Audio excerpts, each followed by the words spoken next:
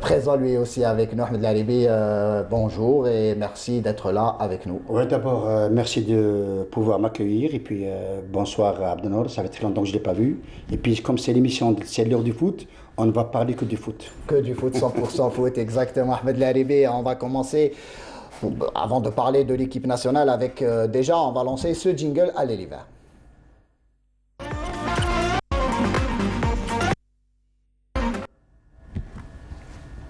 Et donc, on en parlait dans les titres, au sommaire. Donc, cette belle victoire acquise par l'équipe nationale jeudi soir face à la Mauritanie. Un match amical, un test match messieurs, une victoire éclatante, 4 buts à 1. Peut-être on ne s'attendait pas à une telle large victoire puisque Jamel Belmadi avait opéré quelques changements au niveau de son 11 titulaire. Je vais commencer par vous, Abdelnour Kawa. Comment avez-vous trouvé déjà cette équipe nationale remaniée au coup d'envoi et cette belle victoire au final 4 buts à 1? Bon, tout d'abord, avant de parler du score, moi je dirais que Belmadi continue toujours à nous surprendre. Bon, cette fois-ci, il a appelé 30 joueurs. Malheureusement, bon, il y a eu Andy Delors, Tarat et tout dernièrement Atal qui ont été blessés. Mais il nous a fait une équipe new look. On ne s'attendait pas du tout à ce que cette équipe puisse jouer. Maintenant, Belmadi est non seulement en train de préparer des qualifications pour la Coupe du Monde, puisqu'on est déjà qualifié en Coupe d'Afrique. D'ores et déjà, il a ratissé très large avec 30 joueurs. Et là, donc, il a un double objectif au cours de ces matchs. Tout d'abord, le premier objectif est de pouvoir jauger l'ensemble des nouveaux joueurs qu'il a convoqués, d'une part. Et son deuxième objectif, c'est de toujours continuer notre invincibilité. Donc je crois que pour ce match-là, il a réussi non seulement à mettre des joueurs qui n'ont pratiquement jamais joué en équipe nationale. C'est vrai que par exemple, si on prend l'exemple de l'axe défensif, si je me retourne vers Ahmed Laribi, un axe défensif assez inédit avec Touba, première apparition, et Badran, première titularisation. Oui, tout à fait, Saïd. Moi, j'avais commenté le match avec Riyad Belkhadim, mais j'avais dit que c'était un axe inédit. Et puis, au cours du match, ils ont été très complémentaires. C'est-à-dire, ils savaient ce qu'ils faisaient ensemble.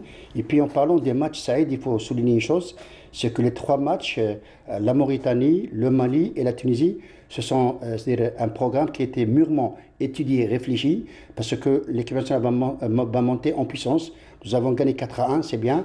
L'équipe a joué, si vous voulez, dans le bon sens. On a senti que vers la fin du match, il y avait cette équipe de la sélection algérienne qui a excellé dans l'intensité, dans le rythme, dans la transition. C'était bien. Et puis avec les rentrées de Bounjah, de Bleli, de Adamounas, de Brahma, on a senti que ce sont des éléments qui ont l'habitude de jouer ensemble. Voilà, c'était bien. Et puis ce sont des joueurs qui sont pétris de qualité technique. Exactement. Et avant de continuer à analyser ce match face à la Mauritanie, et parler aussi par la suite de ce match attendu ce soir face au Mali.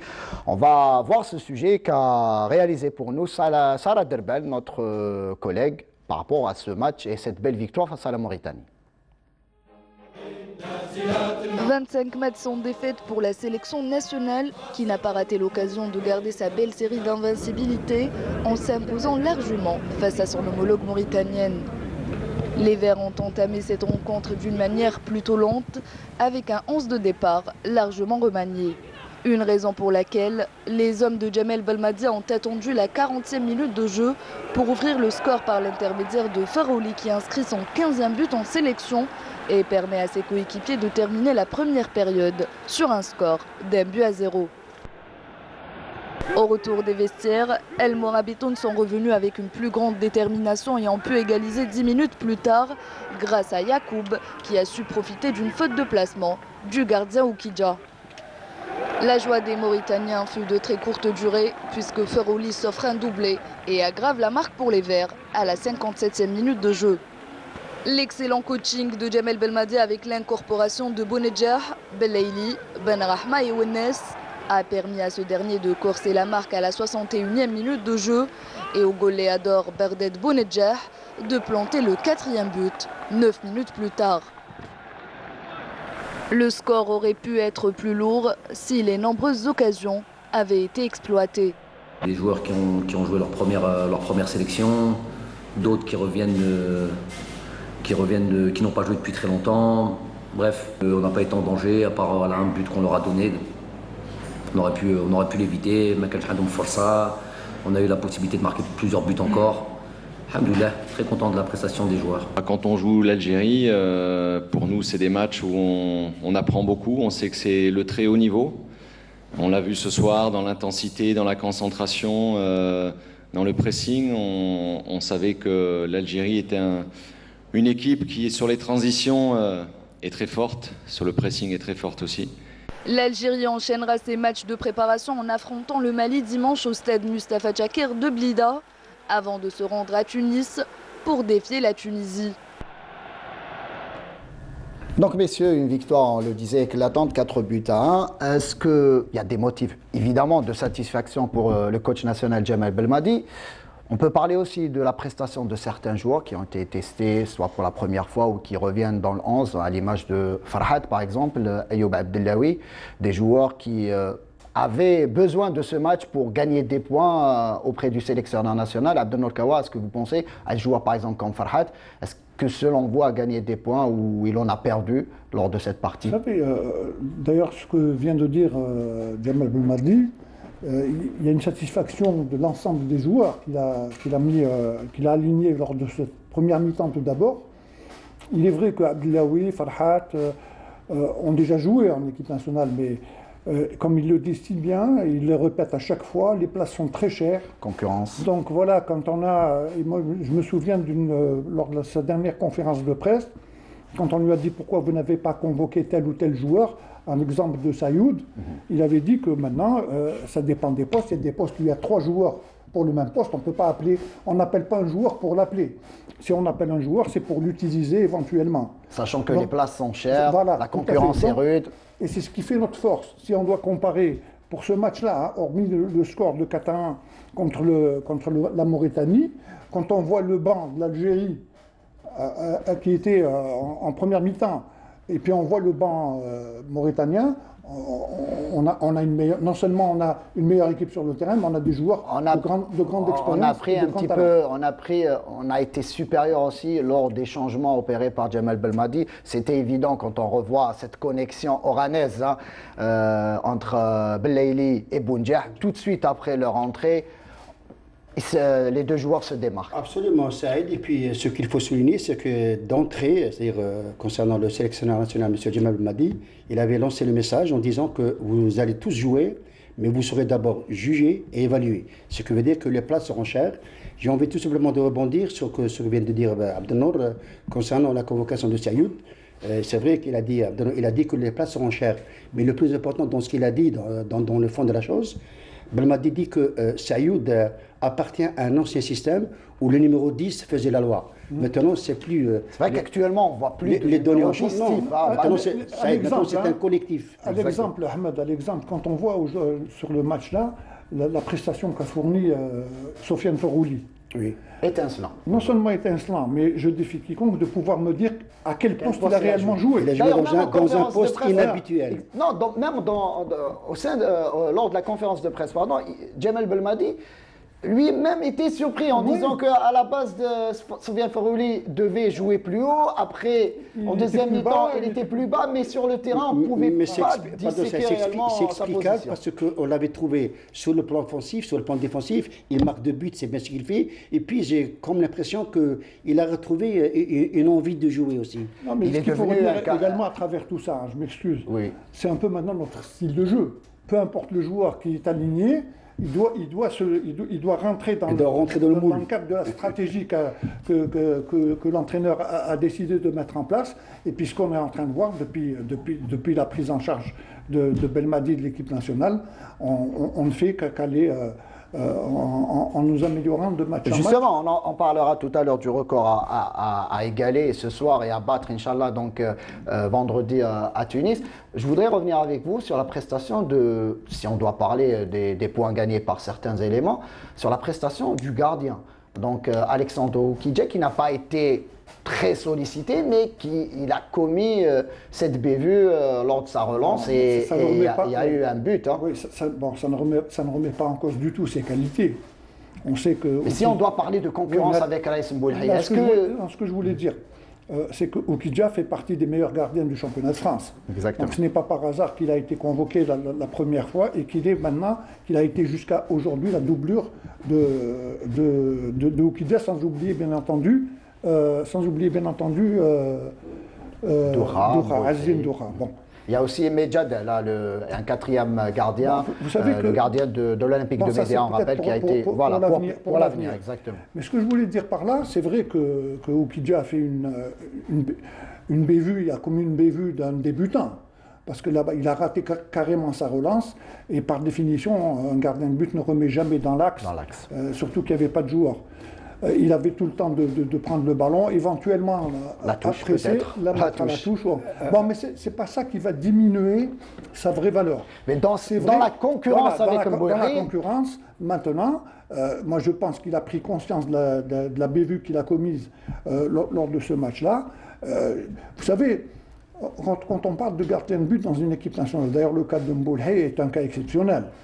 Depuis 2010. À l'époque, quand j'étais dans le staff d'Ali Lozic, on s'est toujours posé la question de savoir comment faire jouer Mboulhi alors qu'il ne joue pas en club. Eh ben, figurez-vous que le choix de Mboulhi a toujours été de le mettre comme titulaire, et Mboulhi n'a jamais, depuis qu'il est au niveau de cette équipe nationale, n'a jamais déçu. Au contraire, il a fait des matchs époustouflants. Maintenant, c'est vrai qu'il est maintenant temps de penser au futur. Mais vous savez, la longévité d'un gardien de but ne dépend que de lui. Exactement. Quand on voit qu'à 35 ans, quand on voit que les meilleurs gardiens de but du monde... Buffon à 41 ans, toujours actif. Zoff, exactement. Actuellement, quand on voit également Neuer, quand on voit Navas, quand on voit Van der Sar à l'époque, Chilton, bon, il y a beaucoup de cas comme ça. La Viachine, donc à 40 ans... Non, moi je me suis arrêté. Nous, on a été arrêtés par une décision ministérielle. C'est autre chose. Mais ce que je voulais dire, c'est que tant que le gardien est performant, il est dans les buts. Ahmed Lalibi. Oui, en parlant de buts encaissés par Oukidja, c'est vrai qu'Abdennour, en tant qu'ancien gardien de but, lui aussi, il a fait des bévues lorsqu'il jouait. Pire, moi j'ai fait pire. Puis voilà. Des tacles glissés, d'un défenseur. Oui, j'avais dit tout à l'heure, si vous vous rappelez que Belmadi s'attache sur une chose. J'ai dit que d'abord, vous allez jouer, vous allez être jugé, évalué. C'est vrai que ça fait partie du jeu, l'erreur. Mais ce qu'a fait Oukidja, c'est un but qu'on pouvait éviter. D'ailleurs, en conférence de presse, Djemal Belmadi l'a déclaré, il disait qu'on aurait pu éviter ce genre de but. Lui-même ne comprenait pas comment le ballon a pu atterrir à d'autant plus qu'il avait la possibilité de la mettre en touche. Et puis, si vous avez remarqué, juste après le but encaissé par la sélection nationale, on a vu le visage de Oukidja. Oukidja, si vous voulez, il s'en voulait à mort. Exactement. Parce qu'il savait qu'il va la payer. Il a réussi par la suite à arrêter en toute fin de match. Messieurs, on va passer désormais au match de ce soir. Un match, le deuxième test amical.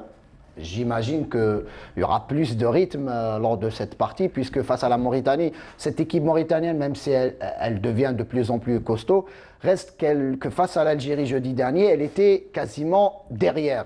Elle n'attaquait pas. Face au Mali, ça risque d'être une autre opposition. Cette équipe malienne qui s'est rendue à Alger avec une délégation donc, de 26 joueurs, c'est bien ça, donc en l'absence de 9 joueurs quasiment... Au lieu de 35. Au lieu de 35 plutôt délégations, avec 26, avec pas mal d'absences, 9 joueurs. Et pas des moindres de cette équipe malienne sans out pour le match de ce soir. Disons une aubaine pour l'équipe nationale, Ahmed. Oui, une aubaine. Et puis c'est un match qui va être complètement différent par rapport à la Mauritanie. Parce que d'abord, c'est une autre conception de jeu. C'est un autre football. Nous, on connaît le football malien, Abdennour le connaît. D'abord, c'est un football très physique, très technique. Différent, c'est une opposition quasiment différente de la Mauritanie. Pardon. Exactement, Saïd. Il veut jouer chaque match avec une autre conception et avec une autre animation de jeu. C'est son mode de fonctionnement. Et puis, rapidement, Saïd, le Mali aujourd'hui, peut-être que les 9 absences qui ne sont pas là vont un petit peu, si vous voulez, casser le rythme, mais il y a des joueurs. On sait le potentiel de cette équipe malienne, exactement, des jeunes maliens. Très souvent, les équipes de jeunes de la sélection malienne avaient atteint, très bien. Voilà, ils atteignaient donc les quarts de finale de la Coupe du Monde, donc de leur catégorie. Donc on imagine que les jeunes Maliens, les jeunes qui auront la possibilité de jouer ce soir face à l'Algérie, voudront prouver à leur entraîneur qu'ils ont les capacités, en parlant quasiment de similitude avec les adversaires, les futurs adversaires de l'équipe nationale, puisqu'il faut rappeler que l'Algérie débutera sa campagne éliminatoire donc, de la Coupe du Monde en septembre, avec un match face au Djibouti. Quasiment la Mauritanie ressemble un petit peu dans sa façon de jouer au Djibouti. Et le Burkina Faso a plus de similitudes avec le Mali. Bon, de toutes les façons, il y a une chose qui est certaine, c'est qu'il ne faut pas tomber dans le piège de dire que l'équipe du Mali, il y a 9 absents, 9 titulaires, 9 joueurs de grande importance dans cette équipe qui ne sont pas là. Ça va être beaucoup plus difficile. Moi, je pense que les joueurs remplaçants, les joueurs qui vont être alignés aujourd'hui face à notre équipe nationale, vont se donner à fond. Et chaque équipe maintenant aujourd'hui qui joue contre l'Algérie, que ce soit en match amical ou essaie toujours évidemment, les champions d'Afrique. Hein. Non seulement on est champion d'Afrique, mais essayer de briser cette série d'invincibilité. Donc ça va être un match qui va être, moi je pense qu'il va être très très intéressant à voir. Maintenant, on ne peut pas anticiper sur la composante que va aligner aujourd'hui Djemal Belmadi, mais moi je suis sûr qui va mettre des joueurs qui sont capables de passer ce cap et d'engranger encore une victoire supplémentaire. Messieurs, avant de continuer donc le débat sur ce match face au Mali, on va suivre justement ce sujet, ce papier d'avant-match réalisé par notre collègue Linda Teboul. Après sa victoire face à son homologue mauritanien pour le premier match amical inscrit au programme de ce mois de juin, l'Algérie a enregistré son 25e match sans défaite. La sélection algérienne de football ambitionne de continuer sur cette lancée et affrontera le Mali aujourd'hui au stade Mustafa Tchaker de Blida, avec l'intention d'égaler le record africain d'invincibilité détenu par la Côte d'Ivoire avec 26 matchs. Les coéquipiers d'Ahmed Touba seront cette fois-ci face à un adversaire d'un autre calibre, composé essentiellement de joueurs évoluant à l'étranger. Sur le plan de l'électif, le coach national va devoir compter de nouveau sur les services de son capitaine Riyad Mahrez, qui a rejoint Alger vendredi après-midi, après avoir bénéficié de quelques jours de repos supplémentaires. Le joueur de Manchester City devrait faire son apparition en cours de match. De son côté, le gardien de but Raïs Mboulhi, à pied d'œuvre depuis jeudi à Alger, sera également mis à la disposition de Belmadi.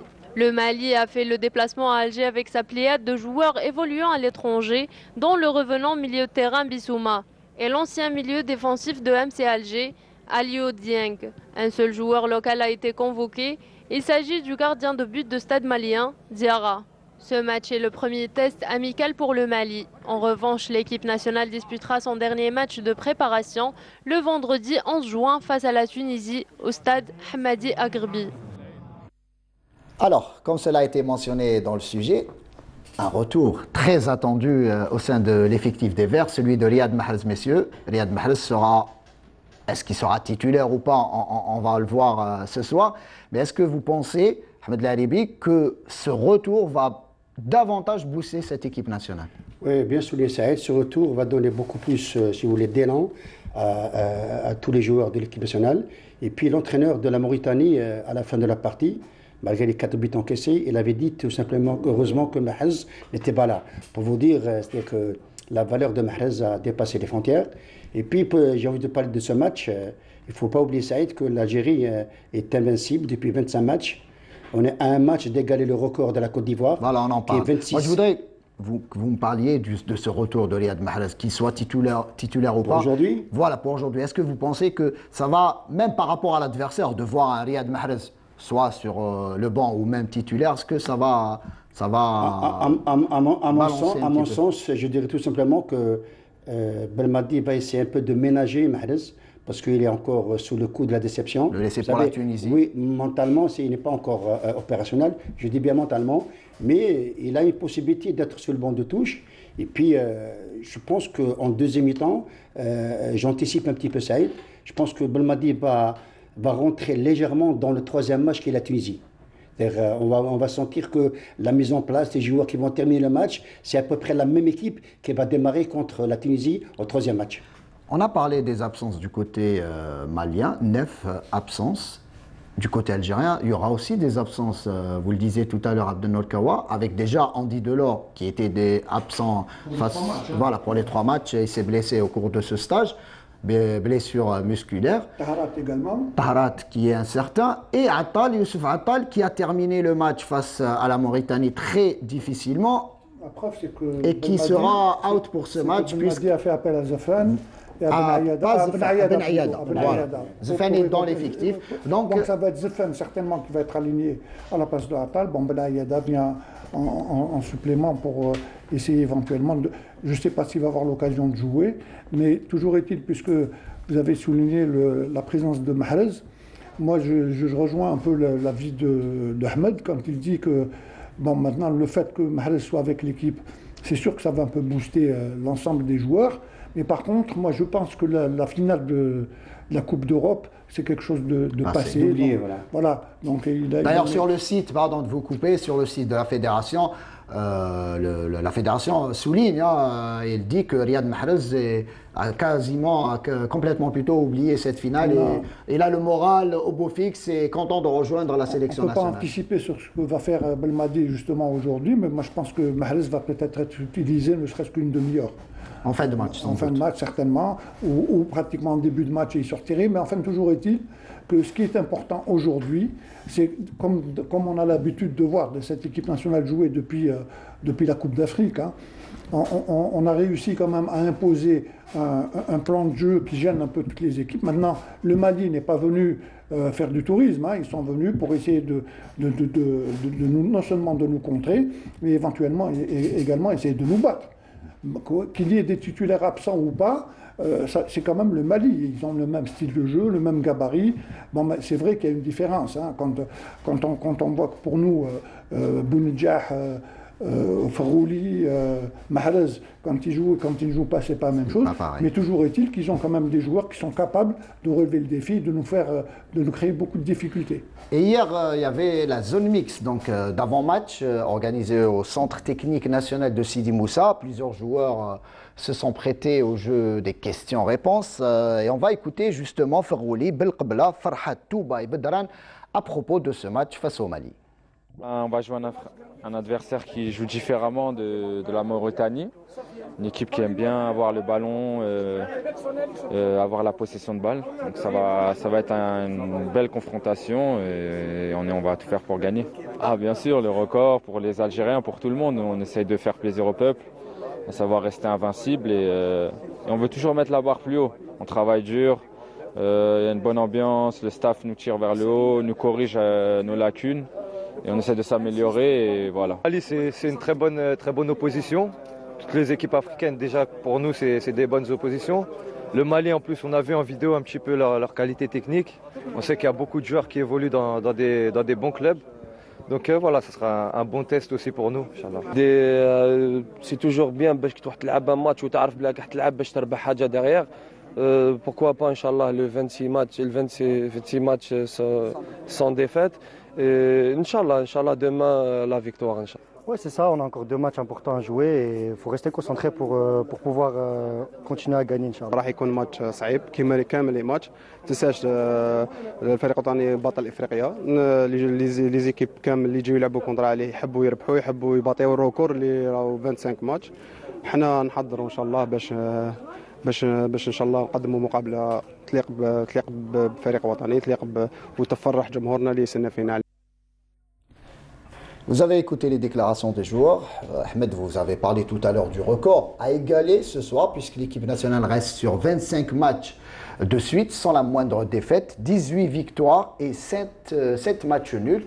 Est-ce que vous pensez que déjà le fait de viser ce record à égaler, donc, qui appartenait donc détenu plutôt par la Côte d'Ivoire, est-ce que c'est une source de motivation supplémentaire pour les joueurs? Oui, c'est une véritable source de motivation parce que les joueurs ils sont conscients. On a entendu tout à l'heure ce que disait Farouli. On sent que dans le très haut niveau, c'est la concentration qui fait la différence. C'est des joueurs qui sont concentrés, ils savent ce qu'ils attendent sur le terrain. Et puis on a entendu Bedran qui parle aussi que c'est un match difficile. Vous avez dit que égaler le record. Vous savez, les records sont faits pour être battus. Et puis la défaite, elle est toujours envisageable. Il suffit tout simplement de savoir la repousser. Quoique aujourd'hui, tout à l'heure, Abdenour a dit qu'on aurait mieux joué contre les titulaires que contre les remplaçants. Quoique en football actuellement, il n'y a pas de remplaçants. Je pense aujourd'hui que la sélection algérienne va montrer un autre visage aussi meilleur qu'elle a démontré contre la Mauritanie. Abdenour Kawa, l'impact physique sera présent ce soir face à cette équipe malienne. Non seulement contre le Mali, mais d'ailleurs on a commencé déjà à le voir contre la Mauritanie. Justement, cet accrochage qui, à un moment donné au cours du match, entre Rami Ben Sebaini et un joueur mauritanien, est-ce que c'est justement des comportements à éviter Abdenour Kawa? On a vu que Djemal Belmadi était en colère contre son joueur. Mais c'est logique, hein. Moi, ça me rappelle un peu, en quelque sorte, bon, entre guillemets, hein, pour mettre un peu d'humour, le coup de tête de Zidane. Donc, c'est un peu. Ne pas répondre aux provocations. Voilà, ne pas répondre du tout aux provocations, d'autant plus que non seulement c'était un match amical, Ben Sebaini venait juste de rentrer, et puis on menait au score. Donc, c'était inutile comme. Mais ce que je voulais dire, c'est que l'impact physique, avec toutes les équipes africaines, hein, que ce soit, d'ailleurs, on a commencé par la Mauritanie, le Mali, ça va être la même chose. Il y a juste la Tunisie par la suite qui nous ressemble un peu dans le style de jeu, qui ont à peu près les mêmes morphotypes. Hein. Mais là, quand on va jouer contre cette équipe, c'est vrai qu'il va avoir un impact physique énorme. Maintenant, il faut éviter, non seulement il faut éviter les chocs, aller au choc, mais il faut éviter les blessures d'une part, et puis surtout, moi où je suis pratiquement apaisé en quelque sorte, c'est que maintenant nous avons un style de jeu. Donc ce style de jeu, j'espère qu'il va encore porter ses fruits et nous amener encore beaucoup plus loin que les 25 ou 26 ou 27 matchs sans défaite. Donc voilà, aujourd'hui on est impatient de voir ce match, en attendant de voir le troisième match. Entre guillemets, il faut souligner également que cette année, cette saison, en 2020-2021, on n'aura joué que 5 matchs avec les matchs amicaux. Exactement. Donc c'est pas énorme. Si on veut aller beaucoup plus loin, bon, c'est un peu à l'image de toutes les équipes mondiales. Justement, vous me tendez un petit peu la perche, puisqu'au départ, on devait jouer lors de ce mois de juin les éliminatoires, le début des éliminatoires pour la Coupe du Monde. Finalement, les deux matchs face au Djibouti et le Burkina Faso ont été reportés au mois de septembre. Donc ça a permis au coach national d'avoir ces 3 matchs amicaux. Est-ce que vous pensez que c'était une bonne chose pour Djemal Belmadi d'avoir encore plus de matchs amicaux, histoire de préparer ses joueurs? Et est-ce que c'est bien d'affronter ces deux équipes du Djibouti et du Burkina au mois de septembre, en début de saison, qu'à la fin d'une saison harassante, notamment ponctuée par cette pandémie de coronavirus? Ce que vous dites, Saïd, est vraiment très vérifiable, parce que Abdenour parle de matchs amicaux. Moi, je dirais qu'actuellement, l'appellation des matchs amicaux a changé, c'est révolu, parce que maintenant on appelle ça, c'est des matchs d'application, c'est des matchs d'ajustement, où il y a beaucoup plus d'orientation technico-tactique. Et puis on a vu tout à l'heure, vous avez parlé de Ben Sebaini, on a vu ce qui s'est passé entre lui et les joueurs mauritaniens. On n'avait pas dans la tête que c'était un match amical, comme dit Abdenour, mais aujourd'hui, les sélectionneurs ont compris que maintenant, il n'y a plus de matchs amicaux, c'est des matchs d'application au titre de me répéter. Et puis, c'est comme ça, le haut niveau, il est exigeant. Et puis, la fonction de sélectionneur, les 3 matchs, rapidement, ça va être Mauritanie, Mali et la Tunisie. Ça va donner, si vous voulez, du travail à Belmadi, parce qu'il n'y a pas d'entraînement. Vous jouez, vous récupérez, et puis il y a des corrections. Exactement. Dernière question avant de passer à la Coupe de la Ligue. Abdenour Kawa, on a parlé, j'ai posé la question par rapport à la source de motivation qui était ce record à égaler ce soir et à battre ce vendredi face à la Tunisie. Il y a aussi un point important auquel Djemal Belmadi tient absolument, c'est le classement FIFA. Si on bat le Mali ce soir, et si on arrive aussi à battre cette équipe tunisienne qui nous dépasse au classement FIFA, on gagnera beaucoup de points et peut-être des places aussi. Mais évidemment, tant qu'on continue notre série d'invisibilité, tant qu'on gagne encore des matchs, au fur et à mesure on améliore. Et des matchs, parce qu'on gagnait des matchs, mais c'était face à des équipes qu'on dépassait au classement, donc ça se répercute. Oui, ça se répercute pas sur le classement. Ça va être de plus en plus difficile. Hein. Aujourd'hui on joue le Mali, bon, j'espère qu'on va gagner. Maintenant on va jouer la Tunisie chez eux, ça va être autre chose. Maintenant, le choix des joueurs va être très important. Belmadi en est absolument conscient. S'il a convoqué ces 30 joueurs, c'est pour essayer de voir la majorité des joueurs qui ne connaissaient pas au niveau de cette équipe, ce qu'ils peuvent apporter de positif, ce qu'ils peuvent apporter comme complément dans l'effectif.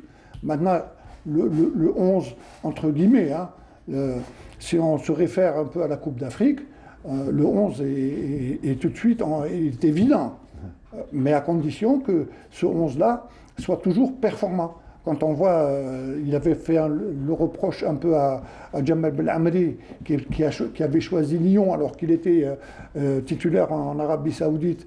Et là, il n'a pas joué pratiquement depuis cette saison. Il n'a pratiquement pas joué de match. Il a raté sa saison. Il a raté sa saison.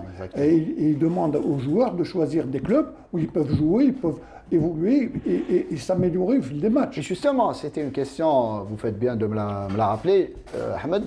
On est en fin de saison, le mercato en Europe a commencé. Justement, est-ce que vous pensez que Djemal Belmadi, à l'occasion de ce stage, va justement évoquer ce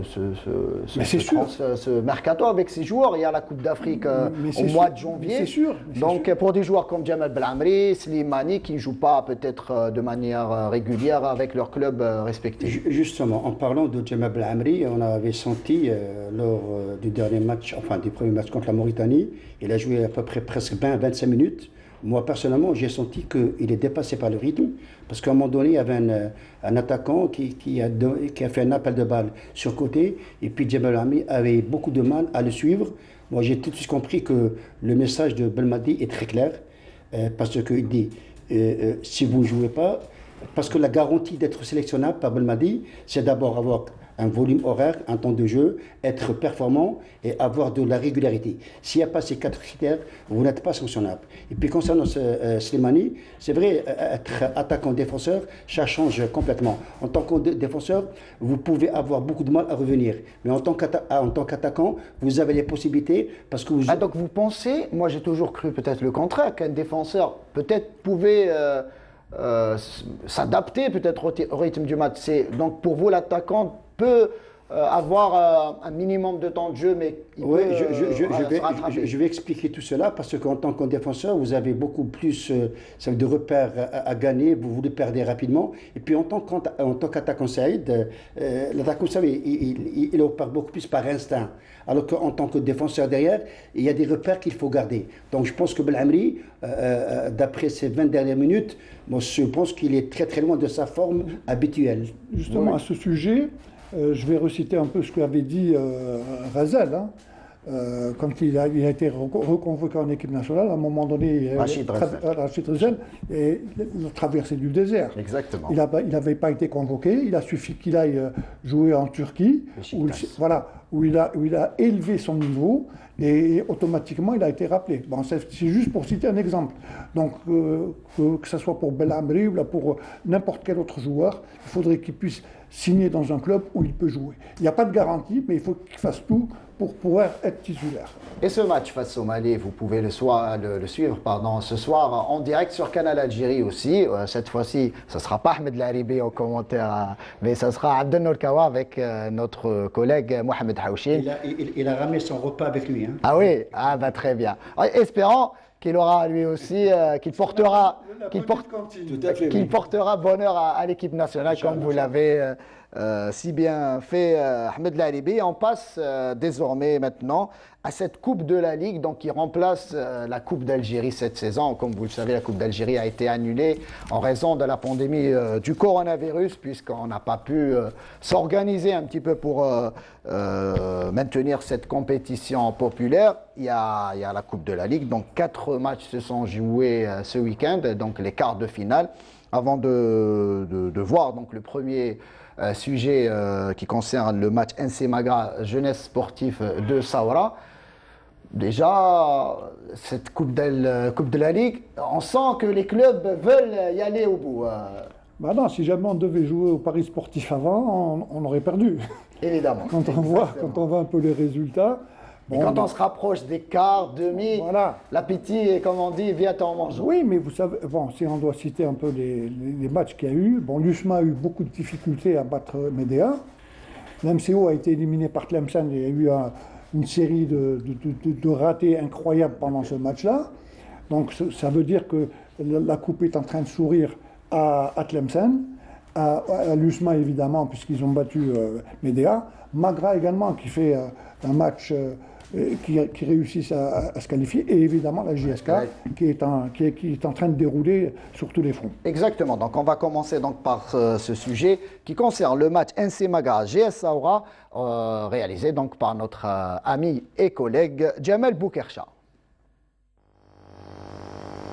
Le NC Magra a créé la sensation en éliminant une autre fois un pensionnaire de Ligue 1. Après le Chabab de Constantine, le Chabab de Belouizdad, c'est au tour de la JS Saoura de faire les frais de cette surprenante équipe du NCM. Ce sont les Bécharois qui d'entrée ont mis la pression sur les locaux, mais très vite Magra s'est ressaisi pour mettre le feu dans le camp adverse et inquiéter à plusieurs reprises la cage du gardien de but de Béchar. Il a fallu attendre la 21e minute de jeu pour voir Boucherb secouer la cage du gardien de but Boutalfaya. Et ça sera sur ce score de 1-0 que l'arbitre siffle la fin de la première mi-temps. Une première mi-temps qui s'est terminée avec l'intervention du service d'ordre pour remettre de l'ordre dans cette partie avec des incidents qui se sont poursuivis dans le couloir des vestiaires. Suite à cet incident, la reprise a été décalée de une demi-heure. Les Bécharis, dès la reprise, ont remis les pendules à l'heure grâce à Belaïd Hamidi à la 50e minute de jeu. Le changement apporté par Aziz Abbas avec l'introduction de Bouguesh et Soumara ont failli à plusieurs reprises prendre l'avantage pour leur équipe. La JS Saoura va encaisser un second but par Rachid Mkharzi à la toute dernière minute de la partie. Une victoire qui permet à Magra de jouer les demi-finales de cette Coupe de la Ligue. Ça sera le 8 juin prochain, c'est un mardi à Magra à partir de 16h. L'adversaire du jour a pour nom l'USM Alger. Et avant de parler du USM Alger, sa victoire face à l'Olympique de Médéa, on va s'attarder un petit peu sur cette qualification du NC Magra, messieurs. Le NC Magra, après un début de saison complètement raté en championnat, et depuis quelques matchs, cette équipe revient en championnat avec plusieurs victoires. Et durant cette Coupe de la Ligue, quand même, cette équipe a battu le CS Constantine, le CR Belouizdad, la GS Saoura.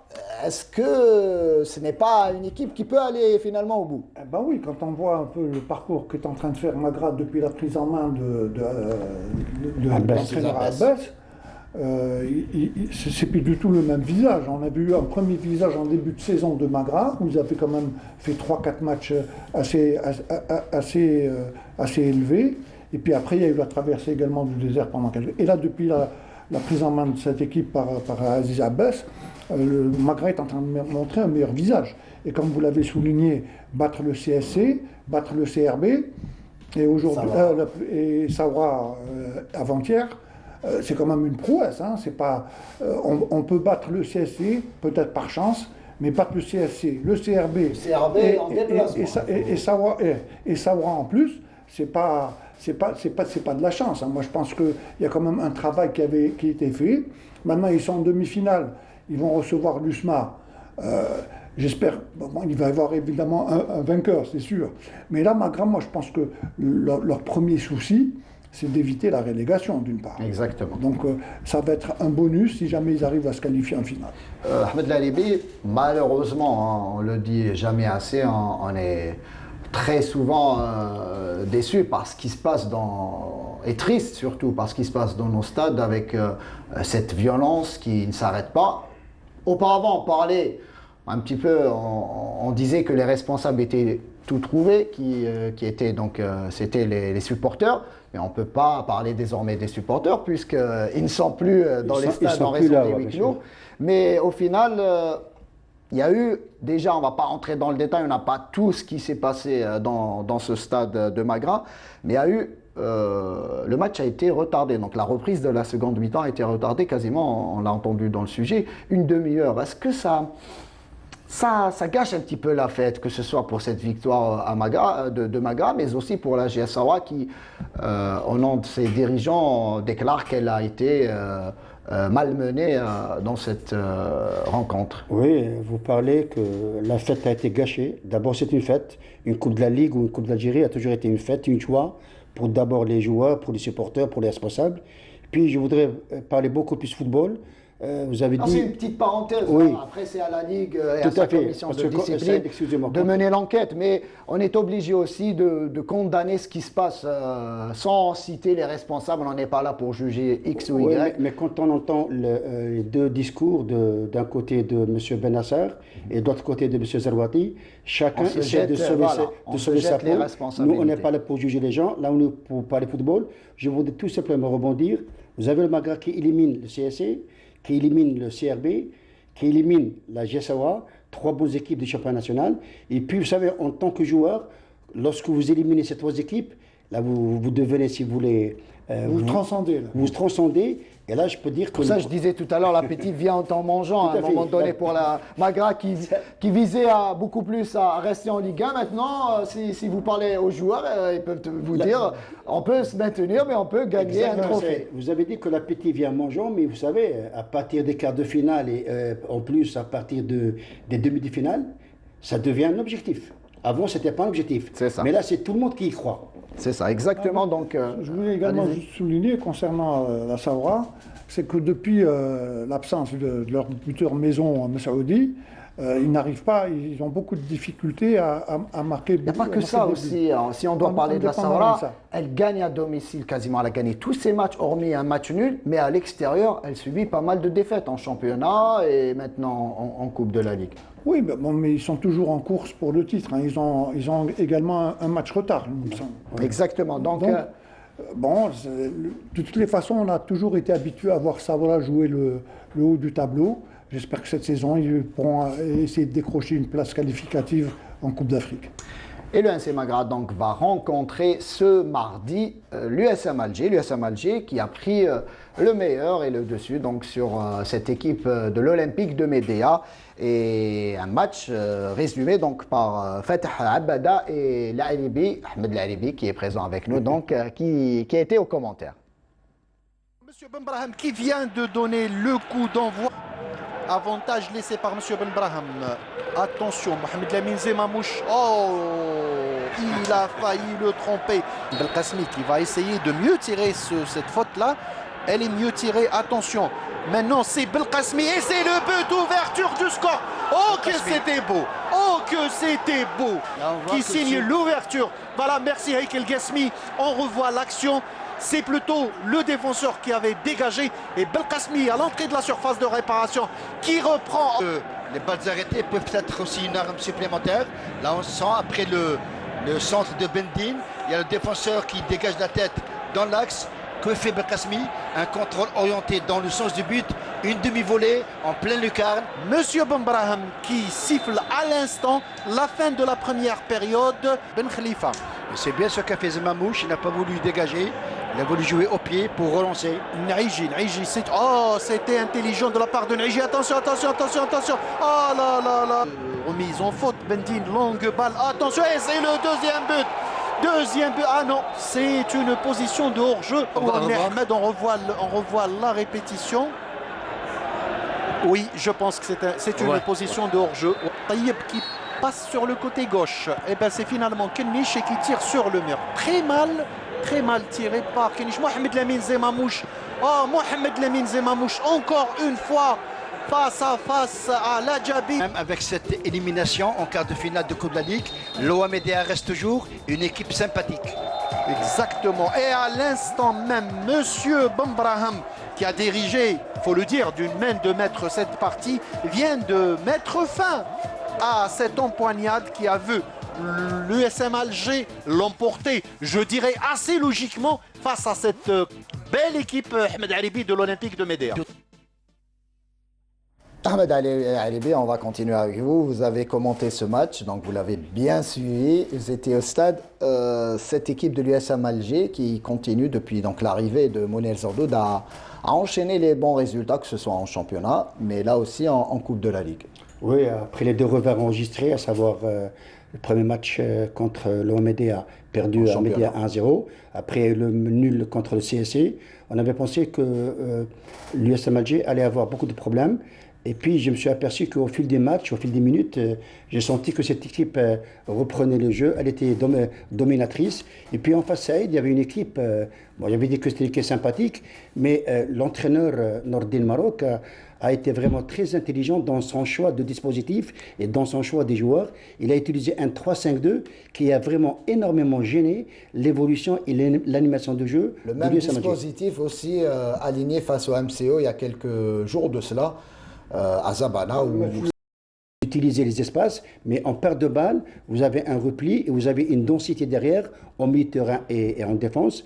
Et puis, je pense que maintenant, l'USM Alger va essayer d'avoir cette qualification pour la finale. Ça va être un match très difficile contre Magra qui s'accroche énormément. Et puis, je pense que l'USM Alger, à travers cette qualification, parce que Mounez Redout a dit que je ne retiens que la qualification, parce que c'était vraiment très, très compliqué pour lui. Et puis maintenant, une fois qualifié, il faut penser à se qualifier pour la finale. On connaît l'histoire de l'USM Alger, cet amour pour les coupes. Une nouvelle fois, pour cette Coupe de la Ligue, l'USM Alger atteint la demi-finale. Elle va rencontrer, donc on le disait, le NC Magra à Magra, donc ça sera mardi à 16h. Une équipe de l'USM Alger qui a des difficultés en déplacement, le NC Magra qui carbure à domicile. Comment voyez-vous cette confrontation? Ça va être tout d'abord un match de coupe, ça ne va pas être du tout le même style qu'un match de championnat. Parce que là, celui qui va gagner ce match-là va évidemment jouer la finale. Donc ça va être un match très très difficile, d'autant plus que l'USMA, depuis le début de saison, l'USMA a toujours eu beaucoup de difficultés à l'extérieur. Bon, avec l'avenue de Mounir Zerdoud, il a réussi à redynamiser un peu cette équipe en alignant de bons résultats, surtout à domicile. Mais à l'extérieur, ça reste quand même une équipe assez fragile. Et d'autant plus qu'il y a quand même des joueurs, moi, à l'image un peu d'un Koudri qui est en train de manquer énormément à cette équipe-là. Qui est blessé. Voilà, qui est blessé, donc qui manque énormément à cette équipe. Heureusement, de l'autre côté, que Zemamouche garde les bois et depuis qu'il est titulaire, je crois qu'il est en train d'aligner de très très bons matchs et éviter même beaucoup de buts qui auraient pu coûter très très cher à l'USMA.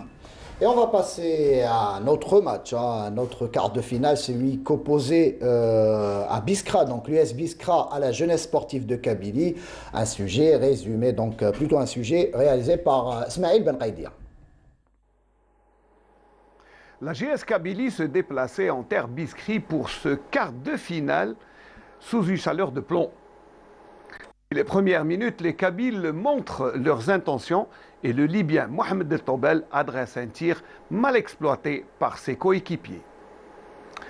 20e minute de jeu, une attaque placée des Kabyles permet à Ben Cherifa d'adresser un centre très bien exploité par le Libyen qui ponctue avec plein d'opportunisme cette action. 1-0 à la 21e minute de jeu. Réaction des locaux avec ce tir de Yedrouj que Bembout dévie en corner, un corner qui ne donnera rien. On en restera là à la première mi-temps, 1-0 pour les visiteurs. De retour des vestiaires, les locaux mettent la pression sur leur adversaire pour tenter de revenir à la marque, notamment avec ce tir de Boukaroum à l'heure de jeu. Les Biskri réclameront une faute sur cette action, mais le jeu se poursuit sans efficacité pour les locaux. Les Kabyles opèrent en contre et sur cette action, Hamroun rentre dans les 18 mètres, le gardien à lui sort et commet l'irréparable. Le pénalty est sifflé par M. Boukhalfa. On revoit le ralenti, l'intervention énergique du gardien. Pénalty transformé par Hamroun qui se fait justice lui-même, 2-0. Les Biskri tentent de revenir en fin de match, mais ça sera peine perdue devant la vigilance des défenseurs kabyles qui tenteront de préserver leur cage jusqu'à la fin de la rencontre. Même sur cette action de Boukaroum, les défenseurs kabyles se montreront plus vigilants. Énième tentative et les défenseurs qui seront plus prompts que les attaquants Et ce sera donc Wydad de Tlemcen JS Kabylie pour la demi-finale de la Coupe de la Ligue. عموما نقول ان يعني هذه كأس كما قلتها قبل المباراة مباراة كأس ناخذوها بالإيجاب وليس بالسلب لأن يعني كما نقولوا احنا الأهم لنا هو البطولة. أظن أنه كانت مقابلة صعبة خاصة أنه الفريق اتحاد بسكرة يحسن التعامل في ميدانه. الفريق كان يعني قاعد مركز طيلة المقابلة. كنا واعيين بصعوبة المهمة واعيين بالمسؤولية اللي تنتظر فينا. الحمد لله كان لنا ذلك، سجلنا هدف أول في الشوط الأول باش نلعبوا في الشوط الثاني بكل أريحية، ولكن الشوط الثاني كنا حذرين أيضا بعض الشيء. أظن أنه الفريق قاعد مركز.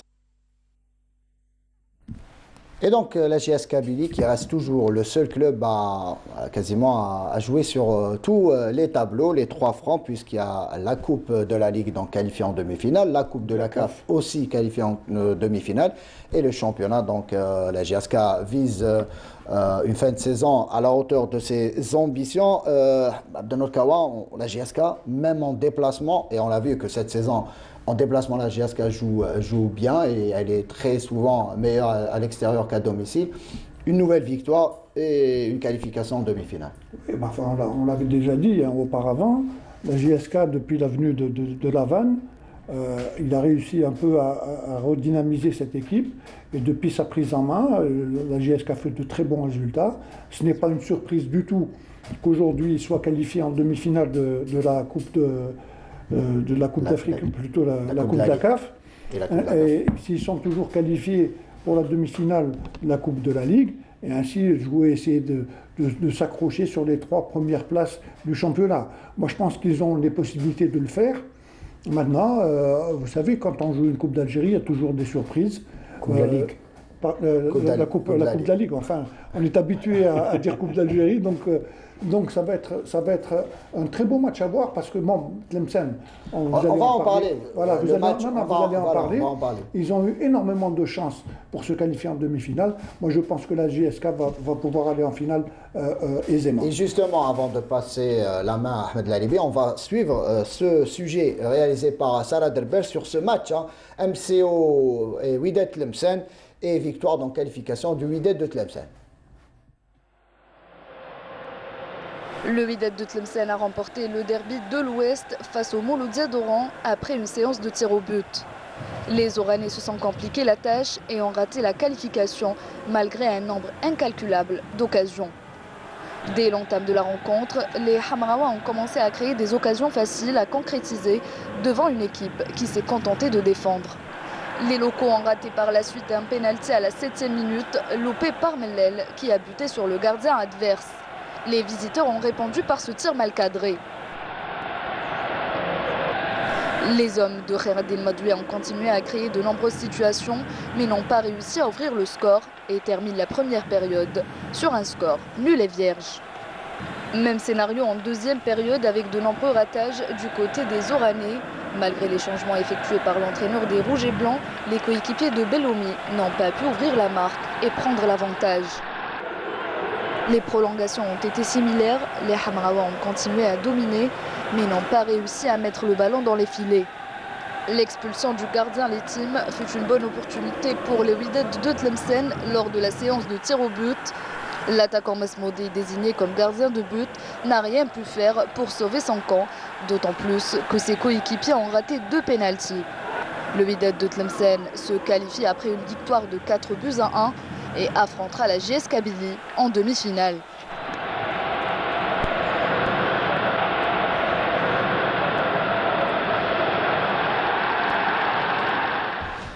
Voilà, donc qualification surprenante, surprise de cette équipe du Wydad de Tlemcen qui n'a fait que défendre tout au long du match. Elle a joué avec ses moyens, il faut le souligner. Et au final, donc, lors de la séance de tir au but, ça a souri à cette équipe Wydadi qui élimine donc le MCO lors de ce derby de l'Oranie. Vous avez dit surprenante, imprévisible, c'est ça? Surprise, voilà. Qualification, c'est surprise. Les surprises font partie de la Coupe, soit Coupe d'Algérie, soit Coupe de la Ligue. Ce qui est vraiment édifiant à parler, c'est que cette équipe de Wydad Tlemcen Saïd, elle était sur 3 défaites consécutives Personne n'avait pensé qu'elle allait se qualifier. Ainsi va le football. Et puis en face, tout à l'heure, on avait discuté avec Abdel dans les coulisses. Vous savez, le MCO a raté presque 13 occasions. Quand les dieux de football vous abandonnent. Pénalty raté aussi. Oui, tout à fait. Ça a été un petit peu le tournant du match. Et puis j'avais dit que quand les dieux du football vous abandonnent, vous êtes à la merci de l'adversaire. Et à domicile aussi, le MCO. Oui, ça traîne un peu la patte. Et puis même, il paraît. Allez-y, Abdellah. Je m'excuse, Ahmed. On en avait déjà parlé auparavant. Le MCO souffre énormément d'efficacité devant. Notamment à domicile. Non seulement à domicile, mais même à l'extérieur. Là aujourd'hui, le match contre Tlemcen. Cette même équipe du MCO est allée battre il y a quelques jours le Wydad de Tlemcen sur sa pelouse 2-1. Oui, justement, j'allais parler de ça. Mais pour ça. Ce match-là, c'est un match référence. Oui, on devrait le passer un peu pour les jeunes, pour voir un peu le match des occasions ratées. Moi, je l'appelle comme ça. D'ailleurs, même Madoui, à la fin du match, il a dit on se crée autant d'occasions, on n'a pas marqué un but. C'est quand même assez difficile à admettre. Le match des demi-finales donc, entre la GSK et le Wydad de Tlemcen ne se jouera a priori pas à Tizi Ouzou, mais au stade du 5 juillet, le mercredi, puisque la direction de la GSK a voulu jouer dans cette enceinte pour préparer la demi-finale retour face au Coton-Sport en Coupe de la CAF. Moi, je pense, vous avez parlé de la Coupe de la CAF, il me semble que si la GSK arrive à jouer ce match au 5 juillet, c'est une véritable aubaine parce qu'elle aura la possibilité de recevoir après l'équipe de Garo, je crois. Exactement, donc messieurs, on va passer à la Ligue 2 et cette équipe surprenante qui n'en finit pas de nous régaler, cette équipe de Wetzli qui a battu donc Ain Defla hier en championnat et qui a déjà validé son billet qualificatif pour les playoffs, donc pour la montée. Oui, l'équipe de Wetzli, ça fait presque 3 ou 4 matchs. On voit les images. Voilà, on laisse passer les images, après on commente. Non, vous pouvez commenter. Oui, j'avais dit, Saïd, que cette équipe de Wetzli, entraînée par notre ami Hamou Saïd et comme manager Foudil Megharia, cette équipe, ça fait presque 3 ou 4 matchs, elle respire la santé, elle est arrivée à gagner à domicile à l'extérieur. Et puis pour le match d'hier, elle a eu la possibilité de gagner ce match à l'extérieur. Et puis il y a aussi la défaite de l'Azmodoran à domicile. Et celle de Temouchent surtout. Oui, tout à fait. C'est ce qui a fait que cette équipe a pris l'envol et elle va jouer les playoffs. Tout simplement, c'est pour une première. Il faut bien fêter tout cela parce que c'est une équipe que sur le bon football on ne connaît pas assez par rapport à ses moyens réguliers. Et puis si cette équipe arrive à accéder en division 1, est-ce qu'elle aura la possibilité de pouvoir se maintenir? On n'en est pas encore là, puisqu'il y aura les matchs donc, à disputer, les matchs de play-off, donc barrage, où on voit les supporters, la ville vibre autour de ce club. Et on va passer donc au groupe centre avec aussi la belle surprise du RC Erba qui est allé battre Msila 1-0. Et à la faveur de la défaite de la GSM Béjaïa en déplacement au Wydad de Boufarik, l'Erba recolle en tête du classement et avec 37 points en compagnie de la GSM Béjaïa, mais avec une meilleur goal average, 13 pour l'Erba et 6 pour le Béjaïa. Voilà. Bon, c'est vrai que ça va se jouer entre Béjaïa et l'Erba. Bon, depuis le début de saison, c'était beaucoup plus Béjaïa qui était toujours en tête. À un moment donné, l'Erba était un peu à la traîne. Là, ils réussissent à faire une remontée, une très belle remontée. Il reste maintenant 2 matchs, donc 6 points à engranger. Je pense que ça va se jouer uniquement entre ces 2 équipes. Maintenant, je voulais juste revenir un peu sur Wetzli. Il a parlé de Hamouche les 3-4 derniers matchs. Moi, je dis qu'il faut féliciter l'ensemble des staffs qui avaient pris depuis le début de saison. Exactement. Donc, et on va finir donc par le groupe Est et Chel Romelaïd donc qui reste premier de ce groupe Est malgré son match nul en déplacement face à l'AS Khoroub, puisque l'USM Annaba n'a pas profité de cette aubaine pour prendre un petit peu recoller en tête, puisque l'USM Annaba a été tenu en échec elle aussi par l'US Chaouia. 1 but partout, donc ça va être serré pour les groupes Est et centre pour une qualification au play-off et la montée. Oui, c'est vrai, ça va être très très serré, très chaud aussi, parce que La semaine prochaine, on va assister à un match vraiment entre le Shalom Leid et l'USM Annaba qui va être vraiment très, très intéressant. Shalom Leid. Shalom Leid, voilà, un match déterminant. Messieurs, donc on est arrivé à la fin de ce 32e numéro donc, de la saison. Je vous remercie. Merci Abdelnour et merci Ahmed. Merci à vous. C'est moi qui vous remercie également. Et on souhaite évidemment la victoire pour l'équipe nationale ce heureusement, soir. Heureusement.